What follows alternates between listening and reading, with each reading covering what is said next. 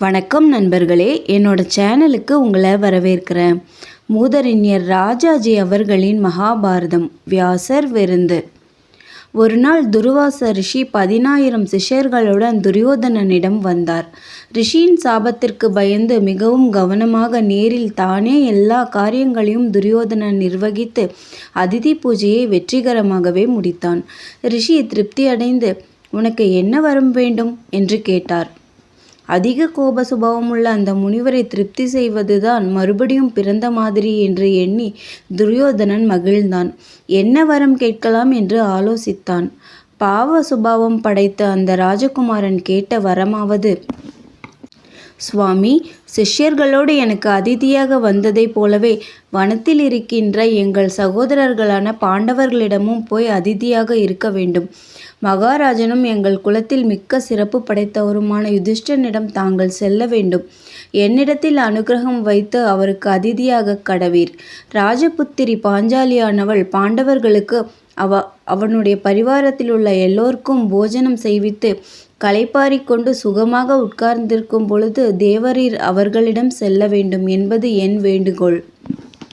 இவ்வாறு துரியோதனன் சொன்னதும் ஜனங்களை பரீட்சை செய்வதில் எப்போதும் பிரியம் கொண்ட துர்வாசரும் அப்படியே செய்கிறேன் என்றார். துரியோதனன் இவ்வாறு கேட்டுக்கொண்டதன் நோக்கம் சக்தி இல்லாமல் பாண்டவர்கள் முனிவருடைய கோபத்திற்கு இரையாகி சாபத்தை அடைவார்கள் என்கின்ற கெட்ட எண்ணம். முனிவரிடம் வரம் பெற்று ஏதாவது தான் நன்மை அடைவதற்கு பதிலாக தனக்கு வேண்டாதவர்களுக்கு தீமை விளைவிப்பதையே பெரிதாக துரியோதனன் எண்ணினான். இதுவே தீயவர்களின் சுபாவம். துரியோதனன் கேட்டுக்கொண்டபடியே துர்வாசர் சிஷ்யர்களுடன் வனத்தில் இருந்த யுதிஷ்டனிடம் சென்றார். தன் தம்பிமார்களுடன் தர்மபுத்திரன் முனிவரை எதிர்கொண்டழைத்து உபசரித்தான். பிறகு, ஆற்றில் குளித்துவிட்டு வருகிறோம், சாப்பாடு தயாராக இருக்க வேண்டும் என்று சொல்லிவிட்டு முனிவரும் சீடரும் அவசரமாக ஸ்நானத்திற்கு சென்றார்கள். வனவாச ஆரம்பத்தில் யுதிஷ்டன் செய்த தவத்தின் பயனாக சூரிய பகவான் பிரத்யட்சமாகி ஒரு அக்ஷய பாத்திரத்தை பாண்டவர்களுக்கு தந்தான். இதை பெற்றுக்கொள், 12 வருஷம் இதன் மூலம் உனக்கு அன்னம் தருவேன். தினமும் திரௌபதி அந்த பாத்திரத்தை கொண்டு எவ்வளவு பேருக்கு அன்னம் அளிக்க விரும்புகிறாளோ அதுவரையில் அன்னம் வளரும். அனைவருக்கும் உணவு அளித்துவிட்டு திரௌபதியும் புசித்த பின் அதன் சக்தி அன்றைக்கு மறைந்துவிடும் என்று சூரிய பகவான் வரம் கொடுத்திருந்தான்.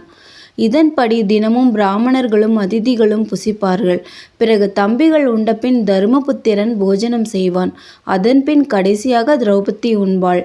துர்வாசர் வந்த சமயம் எல்லோரும் போஜனம் முடித்துவிட்டு திரௌபதியும் சாப்பிட்டு முடித்திருந்தபடியால் அட்சய பாத்திரத்தின் சக்தி அன்று தீர்ந்து போயிருந்தது. முனிவரும் சிஷ்யர்களும் குளித்துவிட்டு வருவார்களே, என்ன செய்வது என்று பெருங்கவலையுடன் ஒரு வழியும் தோன்றாமல் திரௌபதி பகவானை துதித்தாள். பிரபுவே, சரணடைந்தவர்களை காப்பவனே, கதியற்றவர்களுக்கு கதியை கொடுப்பவனே, துர்வாசருடைய கோபத்திற்கு ஆளாகாதபடி என்னை கரையேற்ற வேண்டும் என்று இறைஞ்சினாள். திரௌபதியின் சங்கடத்தை அறிந்த வாசுதேவன் வனத்தில் சமையற்கட்டில் இருந்த திரௌபதி அண்டை சென்றான். மிக்க பசியால் வந்திருக்கிறேன், சீக்கிரம் அன்னம் கொண்டு வா, பிறகு எல்லா காரியமும் என்றான். திரௌபதி, ஐயோ, இதென்ன பரீட்சை கண்ணனே, நான் போஜனம் செய்துவிட்டேன். சூரியனால் கொடுக்கப்பட்ட பாத்திரத்தின் சக்தி இன்று முடிந்துவிட்டது. துர்வாசர் வேறு இச்சமயம் வந்திருக்கிறார். நான் என்ன செய்வேன்? முனிவரும் சீடர்களும் குளித்துவிட்டு வந்து விடுவார்கள். போதாததற்கு நீரும் இப்போது வந்து பசி என்கிறீர் என்று சொல்லி தத்தளித்தாள். நான் பசியால் வருந்துகிறேன், பரிகாசத்திற்கு சமயமல்ல, பாத்திரத்தை காட்டு பார்க்கலாம் என்றான் கண்ணன். திரௌபதியை எடுத்து காட்டினாள். அதன் விளிம்பில் கொஞ்சம் கீரையும் ஒரு சோற்று பருக்கையும் ஒட்டு கொண்டிருந்தது. அதை கண்ணன் கீறி எடுத்து, இது விஸ்வரூபனாகிய ஹரிக்கு உணவாகி அவன் பசி தீர்ந்து பிரீத்தி அடைவானாக என்று மனத்தில் சொல்லிக்கொண்டு சோற்று பருக்கையும் வாயில் போட்டுக்கொண்டான். திரௌபதி வெட்கமும் கவலையும் கொண்டு, ஐயோ, நான் பாத்திரத்தை நன்றாக அலம்பாததால் அதில் ஒட்டி கொண்டிருந்த சோற்று பொறுக்கையை எடுத்து வாசுதேவன் உண்டானே என்று எண்ணி வருத்தப்பட்டாள். கண்ணன் வெளியே போய் பீமசேனனை பார்த்து, சீக்கிரம் ஆற்றுக்கு சென்ற முனிவர்களை போஜனத்திற்கு அழைத்து வா என்று சொல்லி அனுப்பினான். பீமசேனன் விரைந்து சென்று ஆற்றில் இருந்த துர்வாசர் முதலிய ரிஷிகள் இருந்த இடத்திற்கு போனான்.